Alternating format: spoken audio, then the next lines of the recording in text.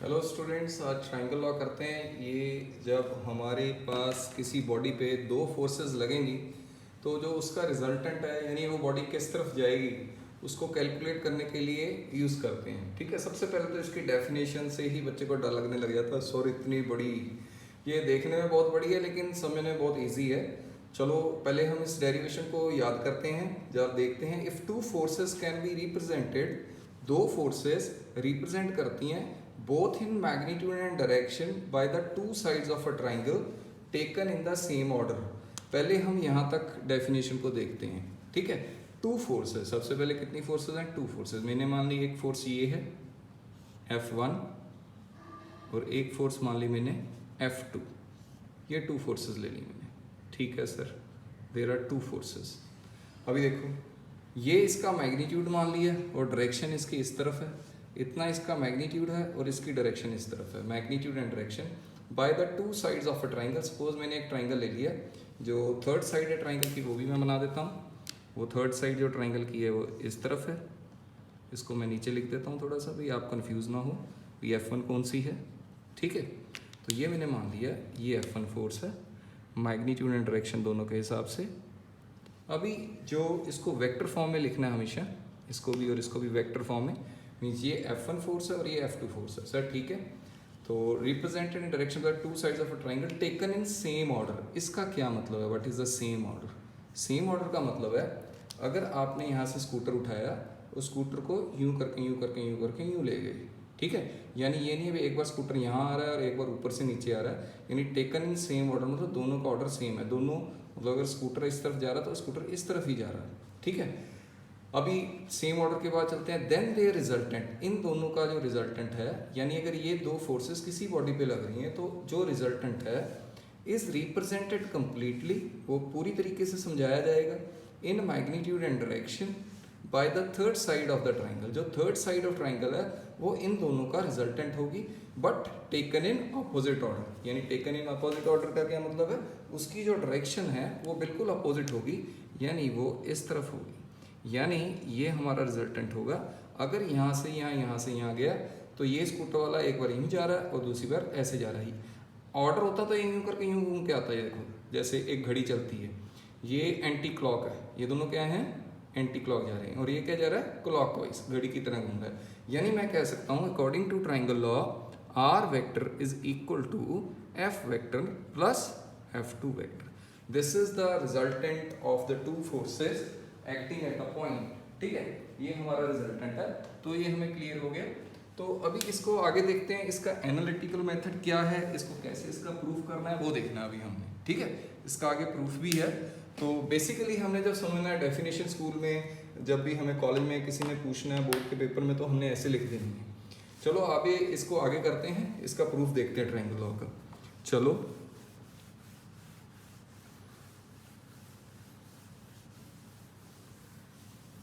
Triangle law के साथ पहले पैरेललोग्राम भी देख लेते हैं, फिर इसका प्रूफ इकट्ठा ही कर देंगे क्योंकि दोनों के जो प्रूफ हैं दोनों के करीब करीब सेम है।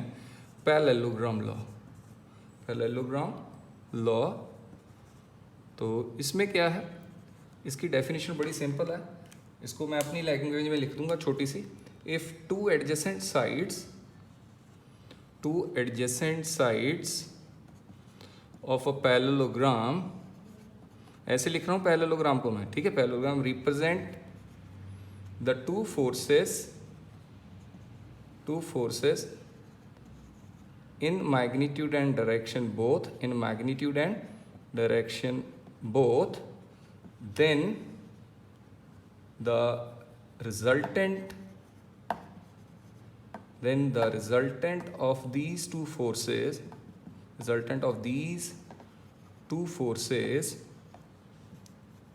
is represented by the diagonal of the parallelogram। देखो ये मैंने थोड़ी अपनी लैंग्वेज में लिखा दी है लेकिन थोड़ी इजी है ये डेफिनेशन। ठीक है, ट्रायंगल लॉ से थोड़ी मैंने इजी कर दी। मैंने ये बोला अगर दो एडजेसेंट साइड्स पैरेललोग्राम की, अभी इसको देखते हैं कैसे। सपोज मैंने एक बॉडी मान ली, ये एक बॉडी है। ठीक है, इस पे दो फोर्सेस लग रही हैं, और जो दो फोर्सेस लग रही हैं वो मैंने adjacent sides of a parallelogram, यानी एक फोर्स मैंने ये मानी F1 और दूसरी फोर्स मैंने ये मानी F2, ठीक है, ये दो फोर्सेस लग रही हैं इस पर। तो अगर हम इसका पैरेललोग्राम बनाएं तो यूं यूं करके हम इसको पैरेललोग्राम बना सकते हैं, ठीक है। तो दिस इज अ पैरेललोग्राम। तो जो डेफिनेशन है वो कहता है इस बॉडी पे ये दो फोर्सेस लग रही हैं, इन दोनों का जो रिजल्टेंट है वो कहाँ से आएगा। वो कहता है जो ये डायगोनल ऑफ द पैरेललोग्राम है ना, दिस वन, ये जो डायगोनल ऑफ द पैरेललोग्राम है वो इसको कंप्लीटली रिप्रेजेंट करता है इन magnitude and direction. This one is the resultant, ठीक है। अगर इसमें वेक्टर डालें तो देखो वही डल जाएगा, आर वेक्टर इक्वल टू आ जाएगा F1 plus F2, this is the resultant जो ट्राइंगल लॉ में आया था, ठीक है। यानी ये दोनों फोर्सेस में मैंने सपोज मान लिया एंगल थीटा है, थीटा एंगल पे दो फोर्सेस किसी बॉडी पे लग रही हैं F1 एंड F2, देन उनका जो रिजल्टेंट है वो R से रिप्रेजेंट कर रहे हैं हम। तो ये डेफिनेशन थी पैरेललोग्राम लॉ की। अब दोनों ही लॉज को जो ड्राइव करना है एनालिटिकल वे में, वो दोनों का प्रोसीजर बिल्कुल सेम है, तो वो हम करेंगे अब। तो वो अपने अच्छी तरीके से देखना है, ठीक है, जो आपको क्लियर होना चाहिए पूरा अच्छी तरीके से, कि अगर आपको किसी भी एग्जाम में पूछा जाए तो आप उसको कर सकें, ठीक है। चलो आगे देखते हैं, हम प्रूफ देखते हैं। जो दोनों में फ़र्क है वो भी मैं आपको बताऊंगा। मैंने मान लिया सपोज, जैसे मैं पहले ट्राइंगल लॉ के हिसाब से यहाँ बताऊंगा और यहाँ पैरेललोग्राम लॉ के हिसाब से, ठीक है। दोनों लॉ की जो डेरिवेशन हम इकट्ठी करेंगे। सर बहुत बढ़िया, मज़ा आ रहा है सर, दोनों इकट्ठी हो जाएंगी, जल्दी काम हो जाएगा हमारा। तो ट्राइंगल लॉ के हिसाब से पहले हमने ये ली फोर्स F1 और ये ली F2, और इन दोनों में जो एंगल है F1 और F2 में वो ये है थीटा। सर क्या बात कर रहे हो, दोनों में एंगल ये कहाँ से हो गया। सर F1 और F2 में तो सर ये एंगल हमें तो ये वाला लग रहा है, ये वाला एंगल है सर, हमें तो ये लग रहा है F1 और F2 में एंगल, और सर F1 और F2 में आप ये एंगल कह रहे हैं। ध्यान से सुनो मेरी बात। अगर मेरे को किसी बच्चे ने पूछा सर इस और इस लाइन में एंगल बताओ, तो मैं बोलूँगा बेटा इन दोनों में एंगल है थीटा, ठीक है सर। तो फिर सर आपने ये थीटा क्यों नहीं लिया। अभी दूसरी चीज़ देखो, अगर मैंने ये कह दिया भाई ये है और ये है दूसरा, अभी देखो ये जो एरो थे ये दोनों ही इस पॉइंट से दूर जा रहे थे। हाँ सर दूर जा रहे थे। तो जब किसी पॉइंट से दोनों एरो दूर जाएं तो उनमें एंगल बताया जा सकता है। अब ये देखें, ये जो एरो है वो पॉइंट के दूर है और ये एरो पॉइंट के पास है, यानी अगर कोई बच्चा इन दोनों में एंगल ये थीटा बोलता है तो वो ये एंगल गलत बोल रहा है। तो सर इसका एंगल कैसे बताएंगे, अगर एक तरफ आए और दूसरा दूसरी तरफ जाए। फिर एक को आगे ले जाओ, ये जो एरो है इसको मैं आगे ले गया, ये देखो ये एरो मैं आगे ले गया, ये वाला एरो आगे ले गया, ये इन दोनों में एंगल है, यानी इसके और इसके बीच में ये एंगल ना हो कि ये एंगल माना जाएगा। तो ये देखो ये इस साइड है और ये इस साइड है, इसमें एंगल ये नहीं बोल सकते। इसको हम F1 के एरो को आगे ले गए और हमने देखा F1 और F2 में ये एंगल थीटा है। चलो सर ये तो हमें समझ में आ गया भी F1 और F2 में एंगल थीटा है। Then this one is the resultant, ये रिजल्टेंट है। चलो सर ये भी क्लियर हो गया। चलो अभी हम जब लॉ ऑफ पैरेललोग्राम के हिसाब से देखेंगे तो उसमें डायग्राम कैसा बनेगा वो हम देखते हैं। तो लॉ ऑफ पैरेललोग्राम के हिसाब से ये हमारा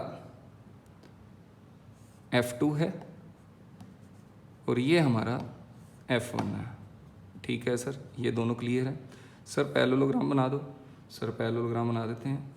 ये देखो ये हमारा पैरेललोग्राम बन गया, ये F1 आ गया और ये F2 आ गया। सर इन दोनों में तो एंगल सर यही होगा। हाँ बेटा ये दोनों एरो दूर जा रहे हैं, यानी इन दोनों में एंगल यही है, ये एंगल थीटा है। चलो सर ये भी समझ में आ गया।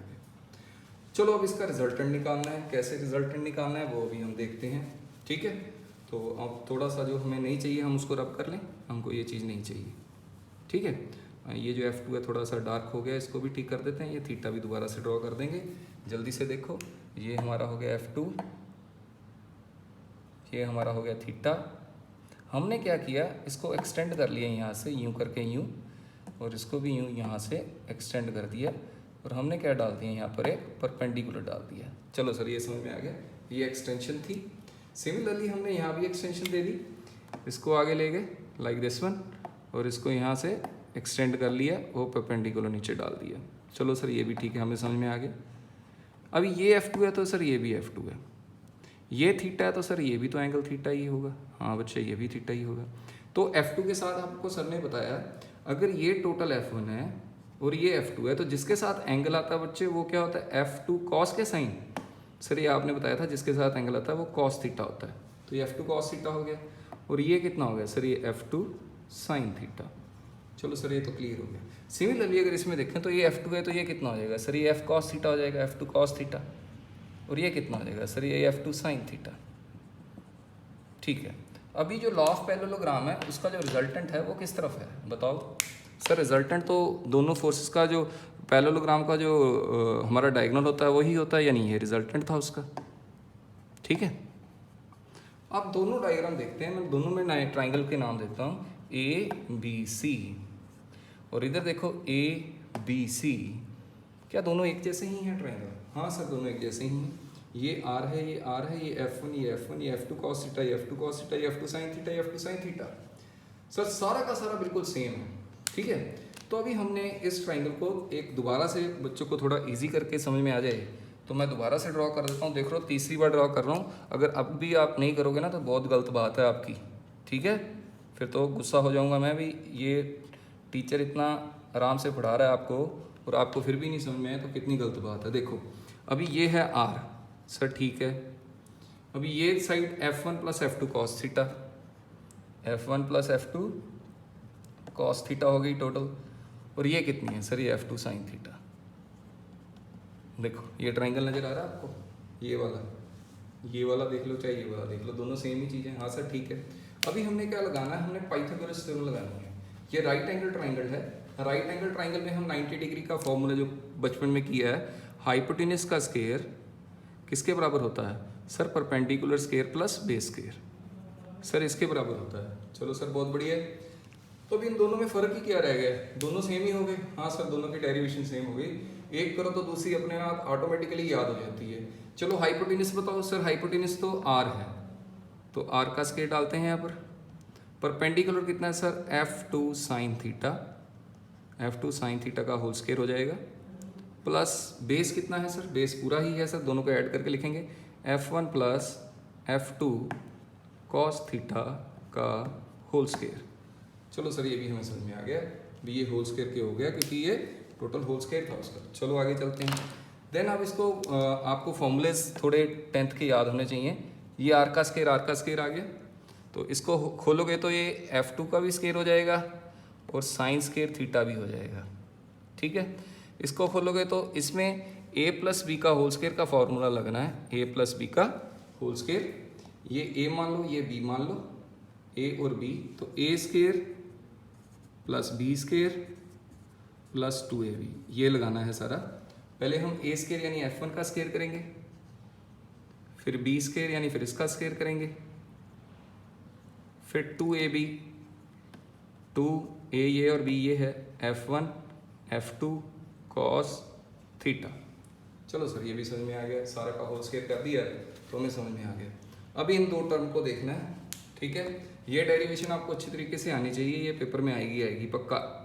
ठीक है, अब इन दोनों में से F2 स्क्वायर कॉमन आ रहा है तो हम इसको अब इस तरफ लिख रहे हैं, हमारे पास जगह कम हो गई है, तो जो R का फार्मूला आ गया आर स्क्वायर इक्वल टू, ये जो आ जाएगा हमारा, ये आ गया F1 स्क्वायर, पहले लिख लेते हैं F1 स्क्वायर, फिर इन दोनों में से F2 स्क्वायर कॉमन आ गया सर। ठीक है, अंदर क्या रह गया, sine square theta plus cos square theta.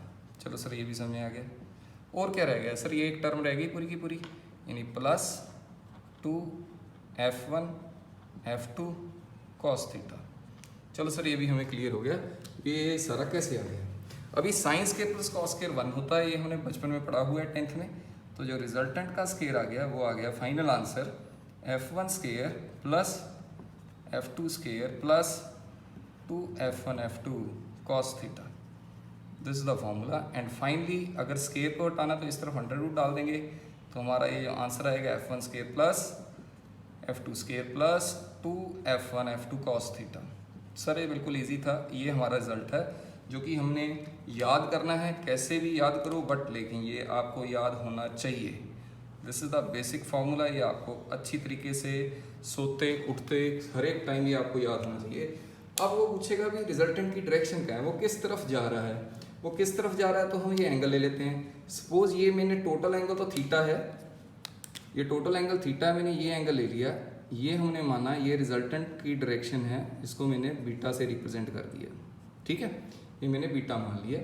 तो मैं इस ट्राइंगल ए सी बी में, in triangle A C B tangent beta, ये बीटा टेंजेंट होता है परपेंडिकुलर अपॉन बेस। परपेंडिकुलर कितना है बेटा? सर परपेंडिकुलर है F2 साइन थीटा, और बेस कितना है सर? ये पूरे का पूरा ऐड करके लिखना है sir, F1 plus F2 cos theta. तो चलो अभी ये पूरी डेरिवेशन, ये डायरेक्शन है, तो यहाँ तक अभी आपने करनी है। इसके अगले लेक्चर में मैं आपको बताऊंगा कि ये फॉर्मूलेस कैसे अप्लाई करने हैं, तो हमें वो क्लियर हो जाएगा।